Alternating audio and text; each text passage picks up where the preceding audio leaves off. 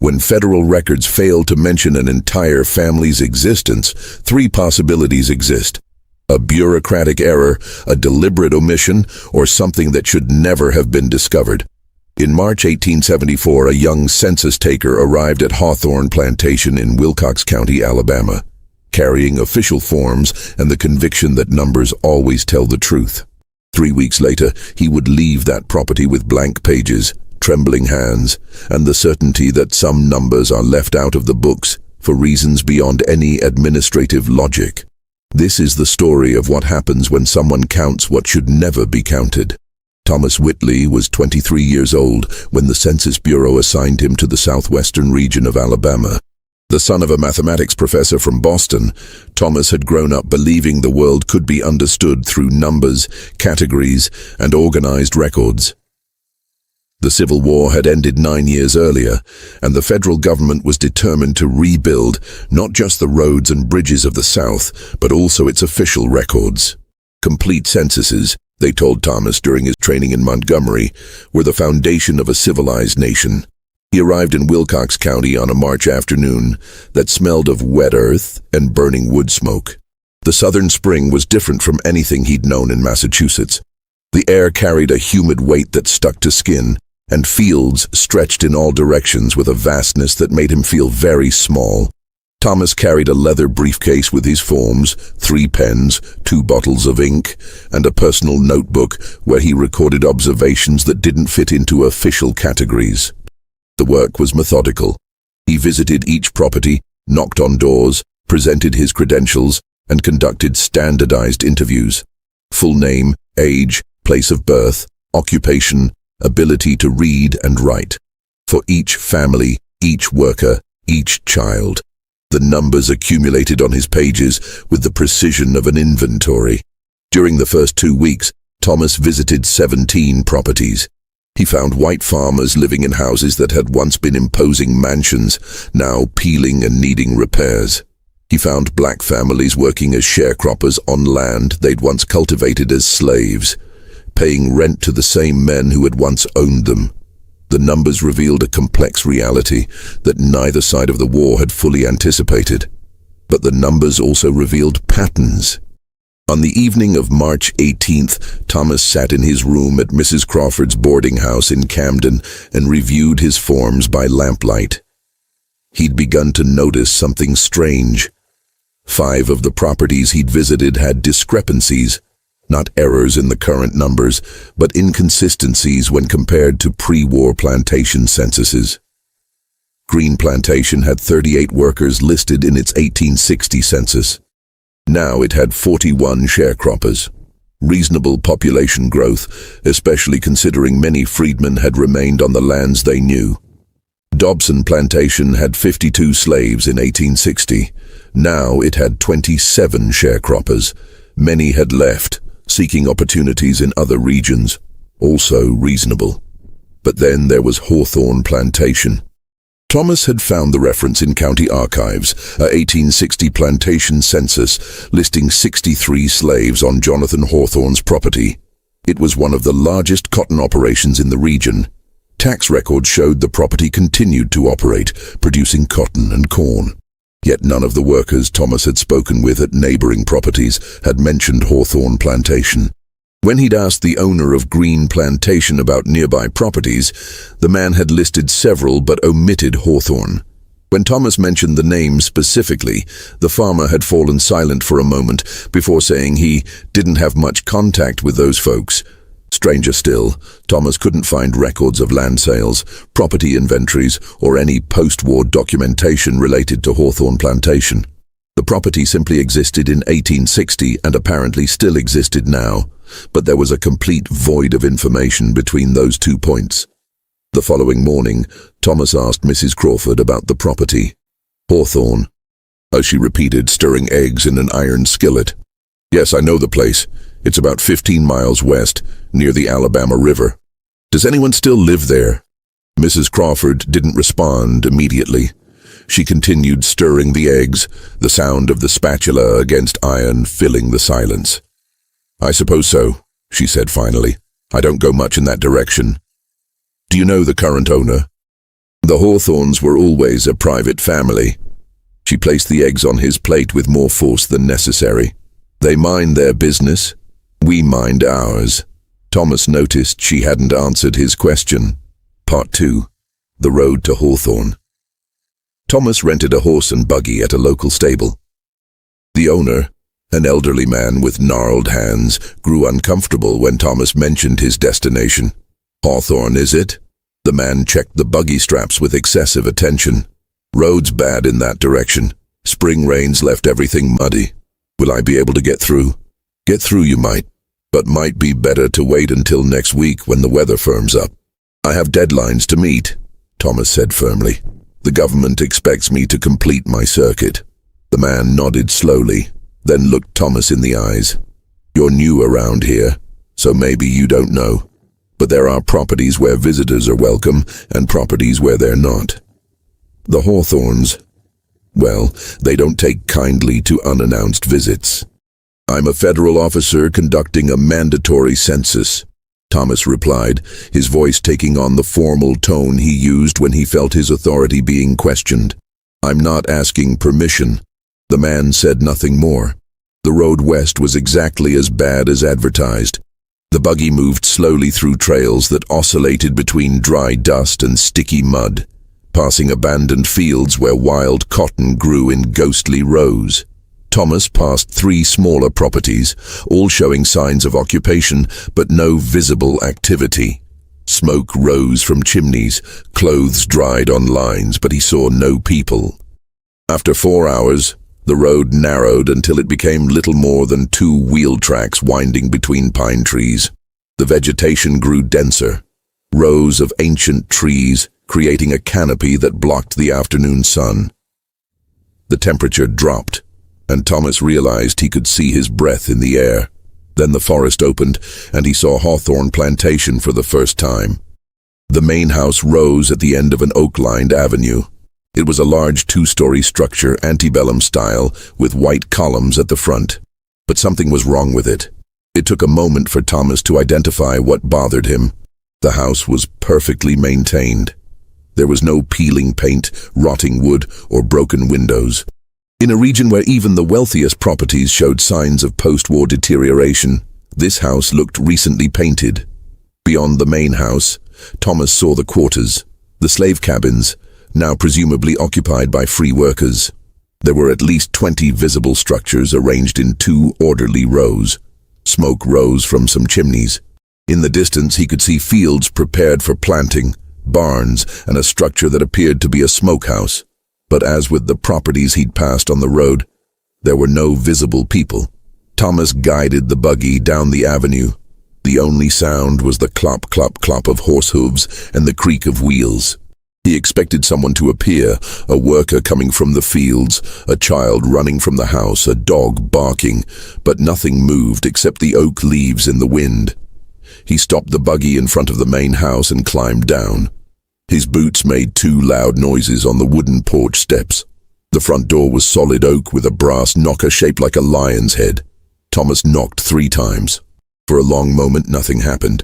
He was about to knock again when he heard footsteps from the other side. The door opened. A white man of approximately 50 years stood in the threshold. He had graying hair carefully combed, a precisely trimmed mustache, and wore a dark suit that would be appropriate in a Montgomery law office. His eyes were pale gray and studied Thomas with an intensity that made the young census taker feel instantly assessed and judged. "Can I help you?" The voice was polite but not warm. "My name is Thomas Whitley. I'm a federal census taker assigned to Wilcox County." Thomas showed his credentials. "I'm conducting the official census and need to collect information about all residents of this property." The man looked at the credentials without touching them. "I see. My name is Edmund Hawthorne. This is my property. Are you descended from Jonathan Hawthorne?" "I'm his son." Thomas nodded and pulled out his notebook. "Mr. Hawthorne, I need to record information about you and everyone who resides or works on this property. According to the 1860 census, there were 63 slaves listed here. I presume many now work as free employees or sharecroppers." Edmund Hawthorne was silent for a moment. Mr. Whitley, as you can see, my property is considerably isolated. We don't typically receive official visitors. The census is mandatory under federal law, sir. I'm not asking permission, I'm performing my assigned duty. Of course. Edmund gave a small smile that didn't reach his eyes. And I appreciate the dedication to duty. However, it's late in the afternoon, you've traveled a long distance, and this process will presumably take considerable time. Perhaps it would be better for you to return tomorrow morning, when you can begin with full daylight.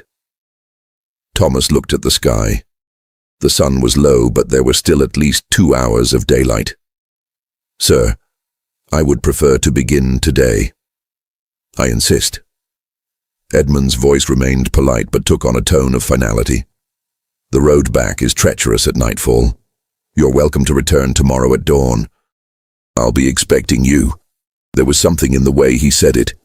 I'll be expecting you. That made Thomas hesitate. It wasn't exactly a threat, but there was a quality of warning in those words. Very well, Thomas said finally. I'll return tomorrow at 7 in the morning. Excellent. Until tomorrow, Mr. Whitley. Edmund closed the door before Thomas could say anything else. Thomas rode back to Camden as the sun set, painting the sky deep orange and red. His mind worked on the Hawthorne problem. The cold reception, the perfectly maintained property, the complete absence of visible workers. It all added up to something he couldn't fully articulate, but which left him deeply uncomfortable. At the boarding house, he found Mrs. Crawford preparing dinner. 2 other guests were seated in the parlor, a traveling salesman and a lawyer from Montgomery visiting local clients. Did you make it to Hawthorne? Mrs. Crawford asked as she placed bread and stew on the table. I did. I met Edmund Hawthorne. I'm going back tomorrow to conduct the census properly. The salesman, a portly man named Porter, looked up. Edmund Hawthorne? I thought old Jonathan was still alive. Edmund is the son. He said the property is his now. Interesting. Porter chewed thoughtfully. I've been coming to this region for 15 years, since before the war. I always did business with Jonathan. Sold him agricultural supplies, tools, things like that. But for the past 5 years, I haven't been able to make a single sale to that property. They always say they already have everything they need. Perhaps they do, Mrs. Crawford said quickly. Some properties are more self-sufficient than others. No property is that self-sufficient, Porter insisted.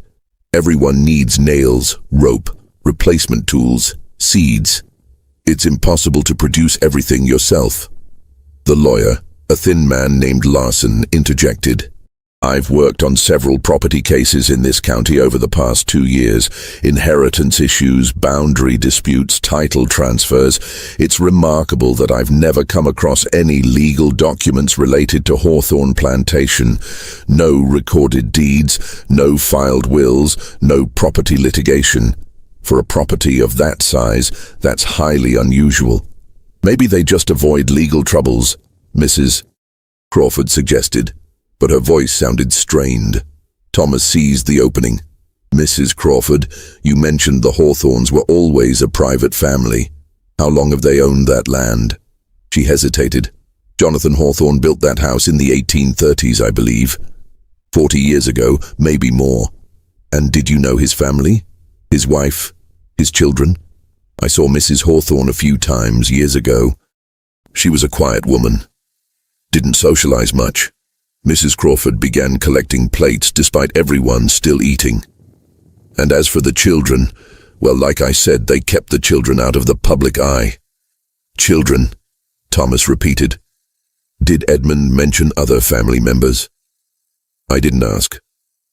But in the 1860 census, Jonathan Hawthorne is listed with a wife and 3 children. Edmund would be one of them. There must be at least 2 more. Mrs. Crawford didn't respond. She carried the plates to the kitchen, and the sounds of dishes being washed filled the uncomfortable silence. Larson, the lawyer, looked at Thomas with renewed interest. Are you saying you can't find records of the family after 1860? I can't find anything. No tax records specifying how many residents, no documentation about the transition from slave to free labor, no worker lists, nothing.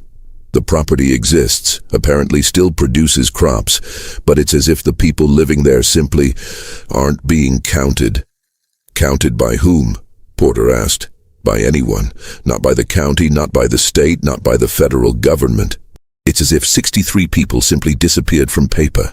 The silence that followed was broken by Mrs. Crawford returning from the kitchen. Gentlemen, I believe it's getting late. I have to wake up early tomorrow. It was clearly a dismissal, but Thomas had one last question. Mrs. Crawford, if I could ask, when was the last time you actually saw anyone from Hawthorne Plantation? Not heard about them, but saw them personally. She stood in the kitchen doorway, her back turned to them. I'm not sure, it's been a while. A year? 5 years? More. Her voice was low. I haven't seen anyone from that property in over 10 years, maybe more.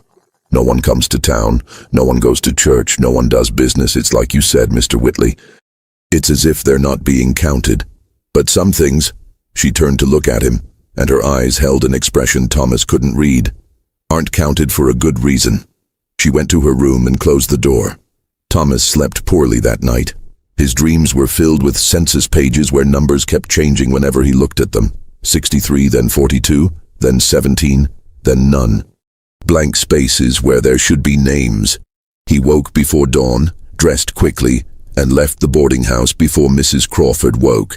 He didn't want more conversations that might make his determination waver. The road to Hawthorne was shrouded in morning fog. The horse moved at a steady pace, its breath creating clouds in the cold air. Thomas passed the abandoned properties again, and this time noticed something he'd missed the day before. There were recent wheel tracks in the road, as if several wagons had passed recently. But in which direction? It was impossible to tell. He arrived at Hawthorne's Oak Avenue at 7:15. The sun was rising, casting long, golden rays through the trees. The main house looked different in morning light, less imposing perhaps, but also more real. Smoke rose from the chimney. Thomas grabbed his briefcase with the census forms and walked to the front door. This time Edmund Hawthorne opened before he could knock, as if he'd been waiting right behind the door. Mr. Whitley, punctual as expected, please come in. The interior of the house was as well maintained as the exterior. The entrance hall had polished wood floors, a crystal chandelier, and antique furniture that appeared original from the 1830s. Portraits hung on the walls. Men with severe mustaches, women in high-collared dresses, children posing rigidly. Edmund led him to a wood-paneled office. A large desk dominated the space, covered with carefully arranged account books. Edmund indicated a chair for Thomas and sat behind the desk. I presume you have your questions prepared, Edmund said. Thomas opened his notebook. Let's start with you. Full name? Edmund Jonathan Hawthorne. Age? 52 years. Place of birth? Here, in this house. Thomas wrote, then asked. Marital status? A pause. Widowed. Children? None. Occupation? Landowner and farmer. Can you read and write? Yes.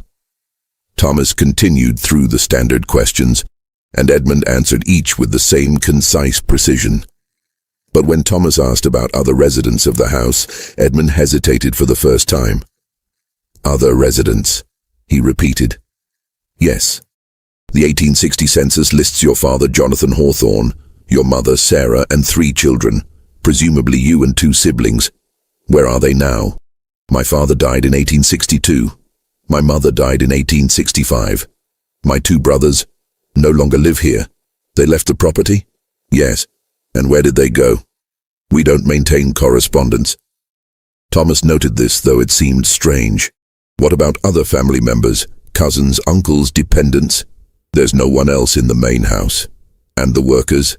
The 1860 census lists 63 slaves on this property. How many remained after emancipation? Edmund became very quiet. His fingers drummed once on the desk, a movement so brief Thomas almost missed it. None. None? Thomas looked up from his notes. Mr.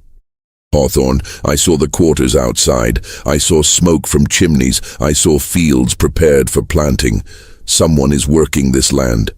You asked how many remained after emancipation, and I answered honestly, none. All who were here in 1865 left. Then who works the property now? I hired new workers. How many? The number varies. I need an exact number, Mr. Hawthorne. That's what I'm here for. Edmund stood and walked to the window. He looked out for a long moment, hands clasped behind his back. When he spoke, his voice was carefully controlled. Mr. Whitley, I must make a confession. I don't keep complete records of my workers. Some come seasonally, work for a few weeks or months, and then move on. It's difficult to maintain precise count. It's unusual for an operation of this size not to keep payroll records. Perhaps. But I value privacy, and many who work here value it as well. They prefer informal arrangements. Thomas felt his frustration growing. Mr. Hawthorne, I'm not here to judge your business arrangements, but the federal census is mandatory. I need to count every person who resides or works regularly on this property. If you refuse to cooperate, I'll be forced to report that refusal to federal authorities. Edmund turned from the window. For the first time, something passed across his carefully controlled expression. Not exactly anger, but something colder. Assessment, perhaps, as if he were measuring Thomas and calculating odds. Very well, Edmund said finally. If you insist, I can take you to the quarters. You can count the workers personally. But you must understand, they're simple people, not accustomed to government officials. They may not answer your questions easily. That's acceptable. I'm accustomed to working with varied populations. Then let's go. Edmund took a coat from a hook near the door. But Mr. Whitley, a warning. Don't attempt to speak with the workers without my presence. They trust me, and only me. Any attempt to bypass my authority will only frighten them and make your work more difficult. It was a strange demand, but Thomas nodded. He followed Edmund out of the house. The morning had warmed slightly, though the air was still cold. Edmund led Thomas along a path that wound behind the main house, through an abandoned garden where wild roses grew unchecked, and to the area where the quarters were located. As they approached, Thomas could see the structures more clearly.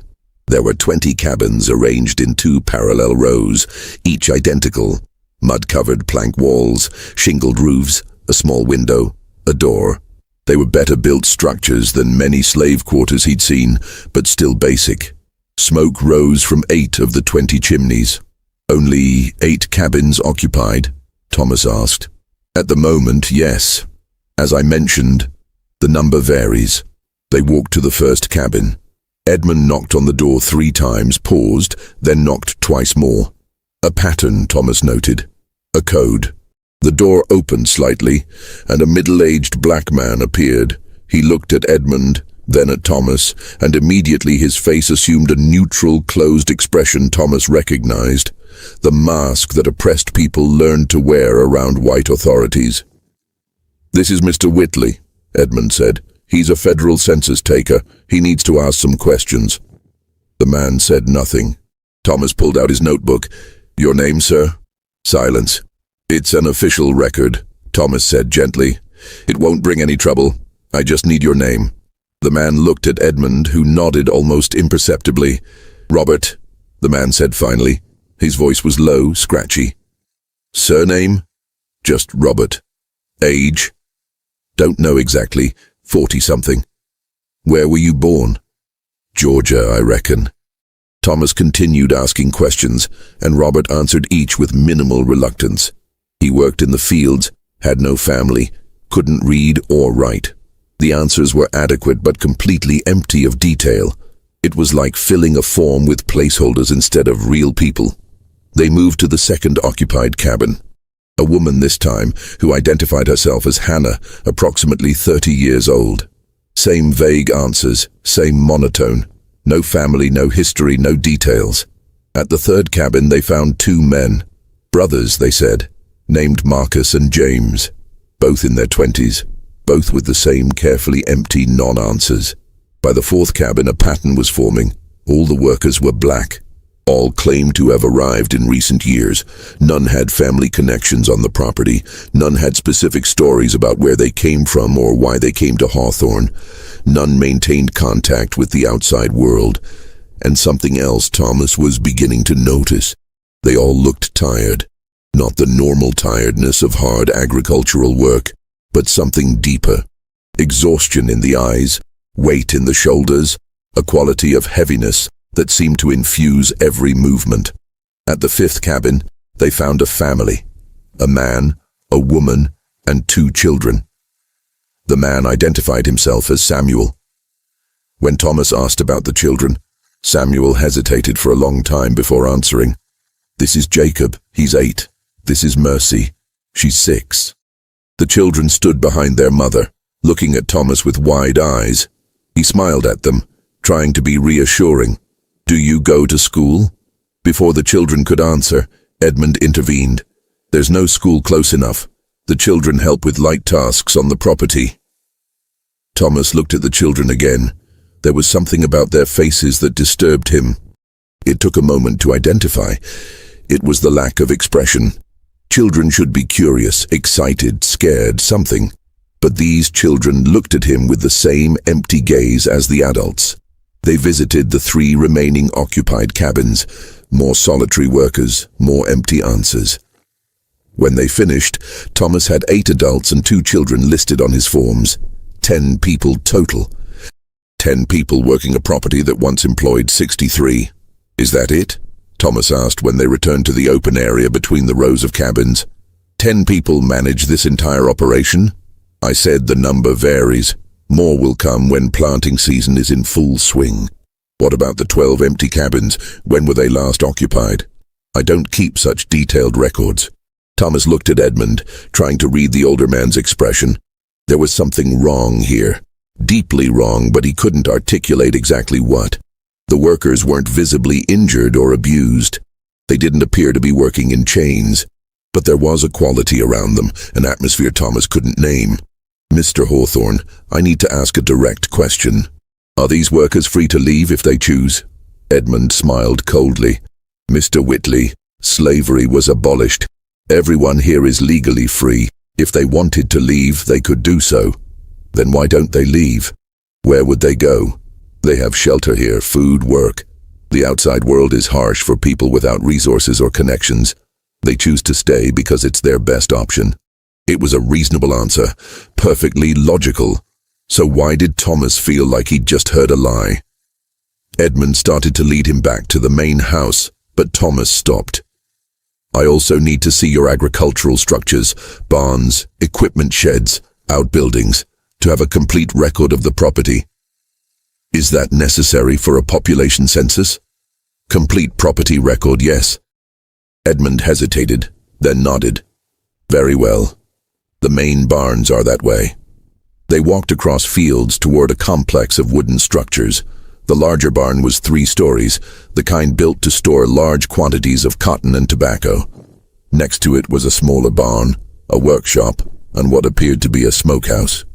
Edmund opened the door to the large barn, and they entered a cavernous space that smelled of hay and aged wood. Sunlight entered through cracks in the walls, creating dusty beams. The ground floor was almost empty, just some haystacks and agricultural tools lined neatly along one wall. "Not much stored now," Edmund explained. "Last year's harvest was sold. The new crop won't come until fall." Thomas walked through the space, making notes about dimensions and conditions. He was about to ask about the second floor when he noticed something strange. On the back wall of the barn there was a row of hooks, the kind used to hang harnesses, ropes, and equipment.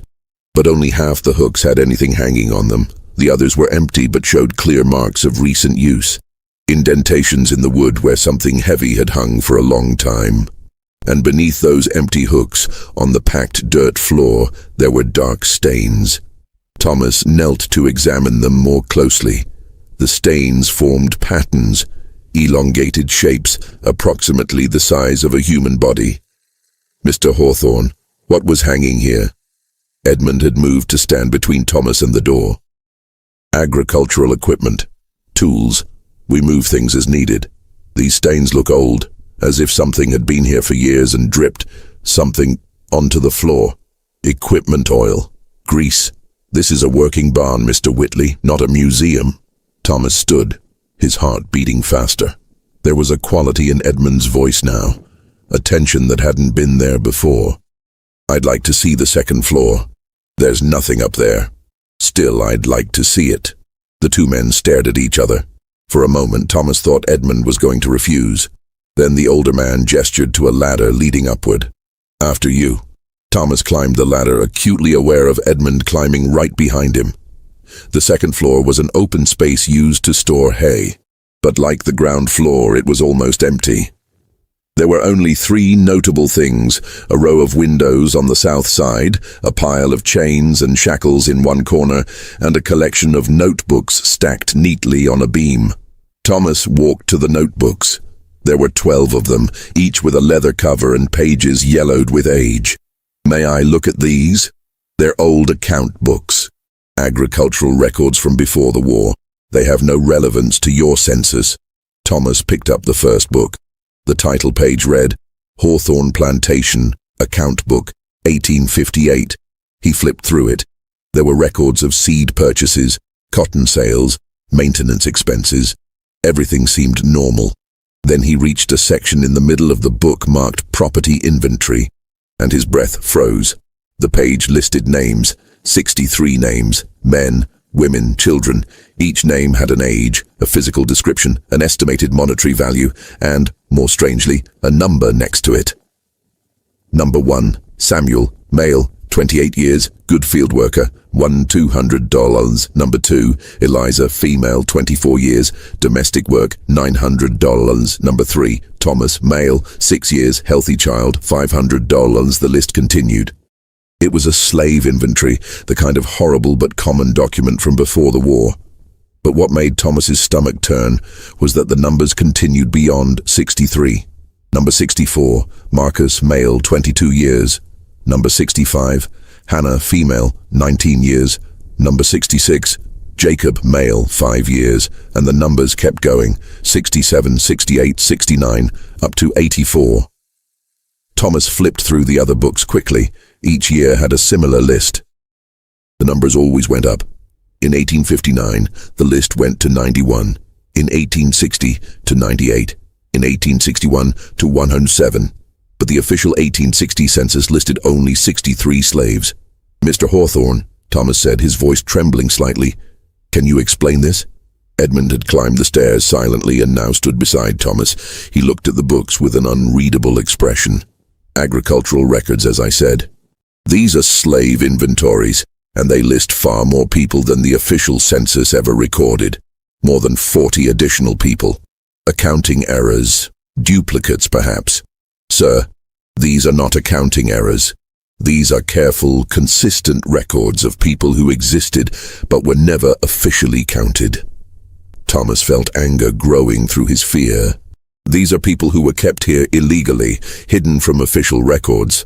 Edmund was quiet for a long time. When he finally spoke, his voice was very calm, almost reflective. Mr. Whitley, let me ask you a question. You're a man of numbers, of records, of official order. So tell me, what happens to people who aren't counted? If someone never appears in a census, is never recorded in any legal document, officially never existed, what happens to that person? They still exist. Documents don't determine existence, don't they? Edmund picked up one of the books and flipped through it. Suppose a farmer wanted to buy more slaves than the law allowed him to bring into the state. Suppose he found suppliers who could provide people who were never recorded on any ship manifest, any auction sale, any transfer document. Would those people exist? Thomas felt cold running down his spine. You're describing slave smuggling, illegal trafficking. I'm describing hypothetically, but yes, that's what we're talking about. And when the war ended, when emancipation was declared, what do you think happened to people who officially never existed? How could they be freed if they were never officially enslaved? They were still entitled to freedom. The 13th Amendment made no exceptions. Exceptions? Edmund laughed, a hard sound without humor. Mr. Whitley, you're young. You don't understand how the world really works. People without records, without families looking for them, without documentation of their existence, those people can disappear and no one would ever know. No one could know, because for all official purposes they were never here. Thomas took a step back. His entire body was trembling now. What did you do with them? Me? I did nothing. My father, however... Edmund looked out the window at the property below. My father was a pragmatic man. When he bought people who weren't in the official books, he kept them that way. He built extra cabins beyond the visible quarters. He kept them away from roads, away from visitors, away from official eyes. And when the war ended, when federal officers came to make their inspections and announce emancipation, they only counted the 63 people who were in the official books. The others, well, how could he report people who officially didn't exist? But they existed. They were human beings. Where are they now? Edmund turned to look at him. His eyes were completely cold. Some ran away during the war when the overseers left to fight. Some died of disease and work. Some, he paused, were transferred. Transferred where? To other operations where their lack of official papers made them valuable. There's always a market for labor that doesn't need to be recorded, Mr. Whitley. You'd be surprised how many wealthy people in the South, and in the North, by the way, employ workers without documentation, without wages, without the annoying protection of federal laws. Thomas felt sick. You're describing continuing slavery, years after abolition. I'm describing economic realities. I'm describing what happens to people who fall through the cracks of your precious official records. Do you want to count them now? Edmund gestured to the notebooks. Add 44 ghosts to your census, people who exist in old books but nowhere else. And the workers I met today in the quarters? Ah, yes. Edmund smiled. Those are different. Those came voluntarily, you know. Desperate people. Nowhere to go. No family looking for them. I offer shelter, food, work. I don't hurt them, I don't chain them. But I also don't register them, I don't report them. And they stay because... He paused. Because they understand that outside these boundaries, the world is no kinder to them than I am. At least here, they exist. Even if only I know it. Thomas backed toward the ladder. Every fiber of his body was screaming for him to leave that barn, ride back to Camden, and report everything he'd discovered. But Edmund blocked his path. Where are you going, Mr. Whitley? I'm going back to Camden and reporting what I found here to appropriate federal authorities. And report what exactly? That you found some old account books describing transactions that happened before the war. That you met 10 workers who choose to remain here. That you don't like how I manage my property. I'll report that you're keeping people in illegal servitude. Prove it. Edmund took a step closer. Bring a sheriff here. Bring a federal officer. Bring an entire commission. Let them interview my workers. Those people will say they choose to be here, that they're paid in accommodation and food, that they can leave when they want. Can you prove otherwise? Thomas didn't answer. And as for my private account books, well, those are private property. Confidential business records. You took them without permission, without a warrant. Any evidence you gather would be inadmissible. Edmund smiled. You're a man of rules, Mr. Whitley, so you know I'm right. The people in the books are no longer here, transferred, dead, lost to history. You can search for them, but how do you search for people who were never officially recorded? There are no birth records, no real surnames, no documentation. They're ghosts, Mr. Whitley, and ghosts can't be counted in a census. Thomas felt despair growing in his chest. Edmund was right. All he had were old books describing crimes that had happened years ago, with no identifiable victims, no living perpetrators except Edmund, whose most recent crimes were... What, exactly? Employing people without registering them. Running an informal agricultural operation. These weren't crimes that underfunded federal authorities would prioritize, especially against a wealthy white landowner in a region still resisting Reconstruction. Then let me go, Thomas said. Of course. Edmund moved away from the ladder. "You're free to leave at any time. Complete your census, return to Camden, report whatever you want. But consider this. How many other places like this exist?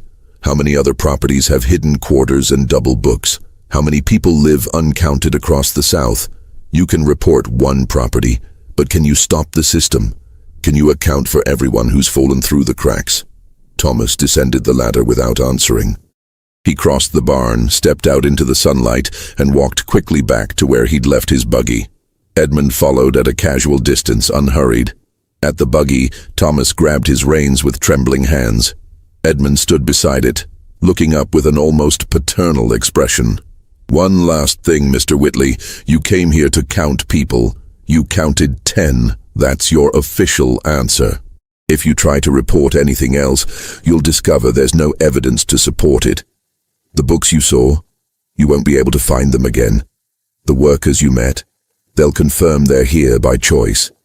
And as for any other people, well, as we've already established, people who were never counted can't be uncounted." He patted the side of the buggy. "Have a safe trip back."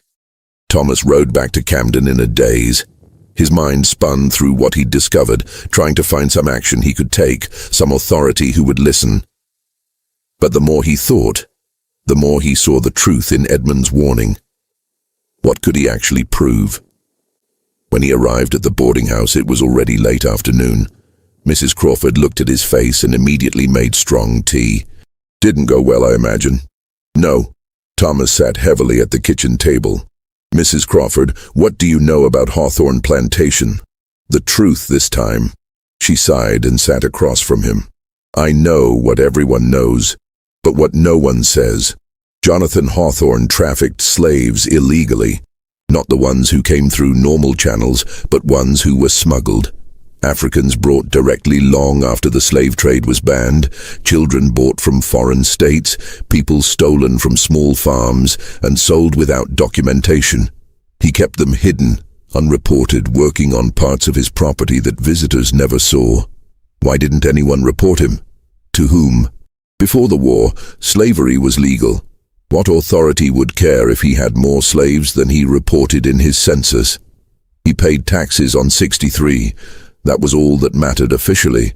And after the war, she shook her head. After the war, we all had secrets we wanted to bury. Every property in this region did things during those years that wouldn't stand up to scrutiny. No one wanted to point fingers because no one wanted to be examined in turn. But those people are still there. Edmund still keeps unregistered workers. And can you prove it? Can you identify them individually? Can you trace where they came from, what families are looking for them?" Mrs. Crawford touched his hand gently. "Mr. Whitley, I understand your anger. It's admirable. But you're fighting against a current much deeper than you realize. There are hundreds of operations like this across the South, thousands maybe. People working illegally, living in the shadows, uncounted because it's more convenient for those in power to keep them that way." Thomas pulled his hand back. "So what am I supposed to do? Just write 10 names on my form and pretend I didn't see the books? Pretend I don't know about the other 44 people? 44 people who are probably no longer there. What about the 10 who are?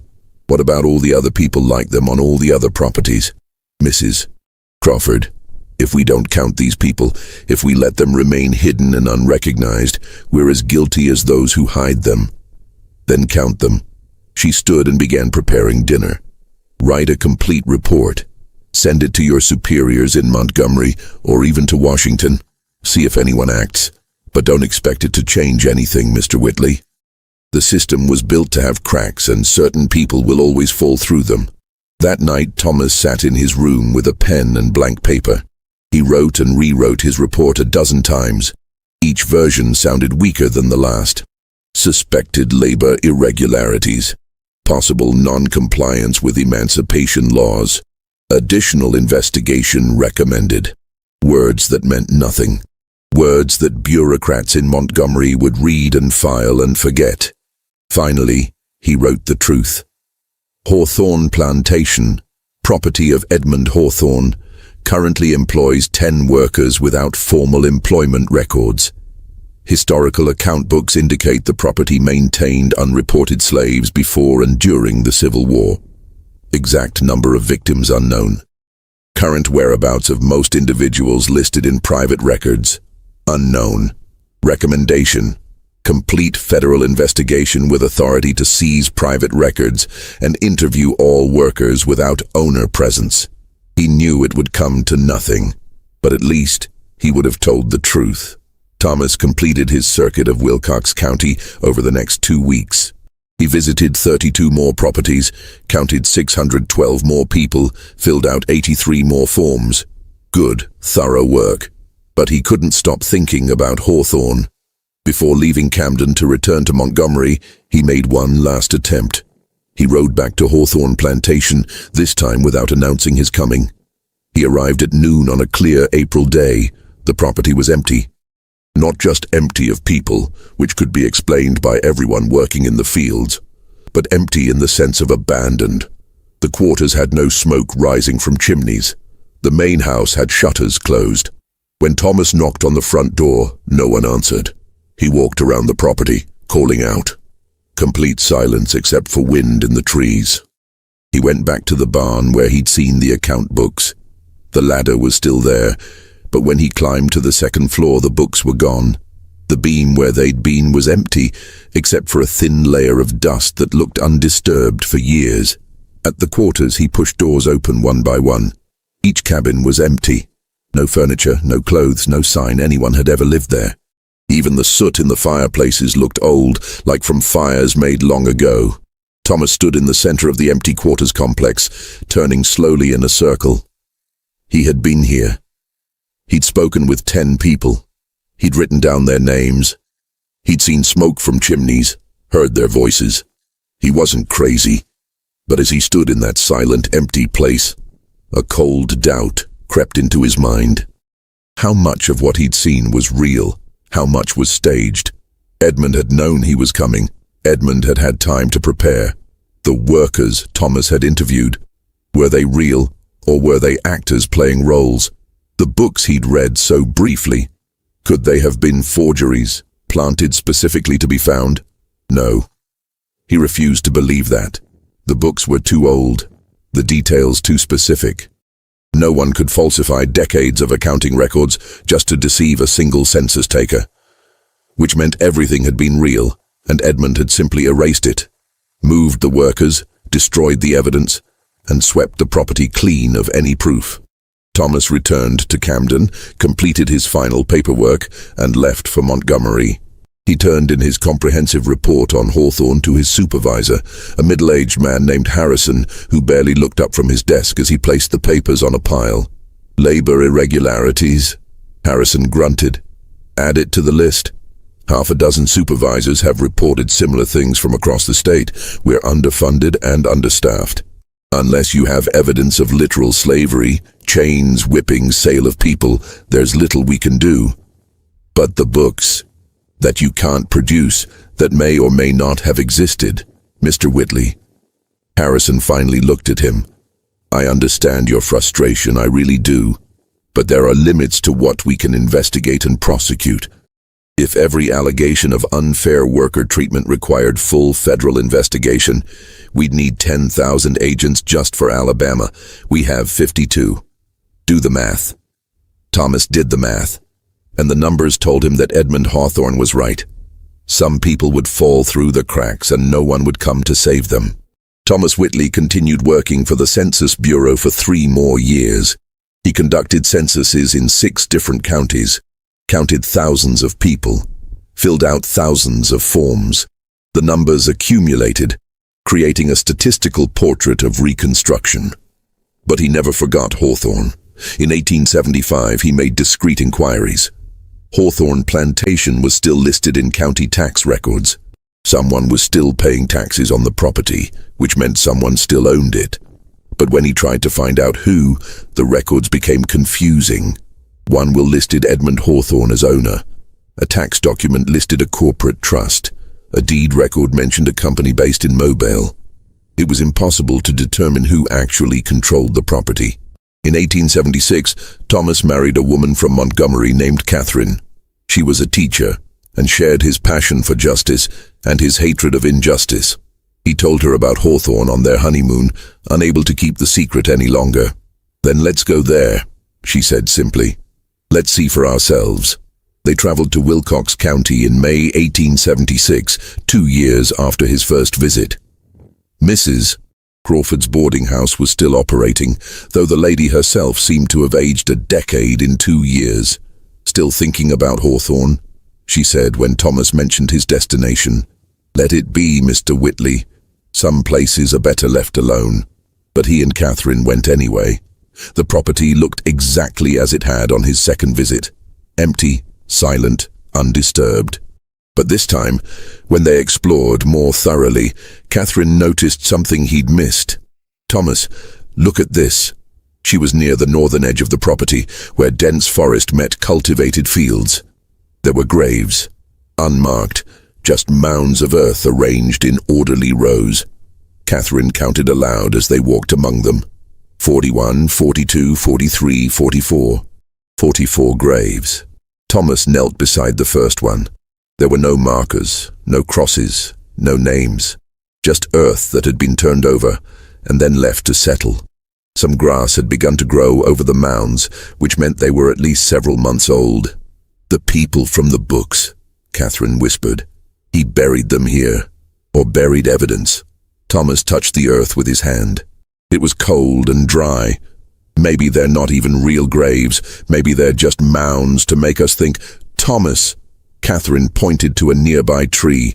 Carved into the bark, almost invisible if you didn't know to look, were marks, not words. Most of those people couldn't write, but symbols, a cross, a circle, a hand. Simple markers made by someone who wanted these places to be remembered, even if they couldn't be named. They stood there for a long time, in the unmarked cemetery of people who had never been officially counted. "What do we do?" Catherine asked finally. "We document." Thomas pulled out his notebook. "We count, we measure, we draw maps, and then we report everything again." They spent 3 hours measuring the burial area, sketching its location, noting the symbols on trees. When they finished, they had a complete record. But as they rode back to Camden, Thomas knew it wouldn't make a difference. Bodies buried without identification, no proof of how they died, when they died, or even who they were. Impossible to even prove they were victims, rather than natural burials of people who lived and died over decades. He sent the report anyway, and as he'd predicted, nothing happened. In 1877, Thomas Whitley left the Census Bureau. He became a teacher like his father, teaching mathematics and accounting at a small college in Massachusetts. He taught generations of students about the importance of accurate records, complete documentation, and honest accounting. But he also taught them about the limits of numbers. "Numbers," he would tell his classes, "can only count what we allow them to count. Every census, every statistic, every official record is a choice about who to include and who to exclude. And the people who are left out of those counts often disappear completely from history."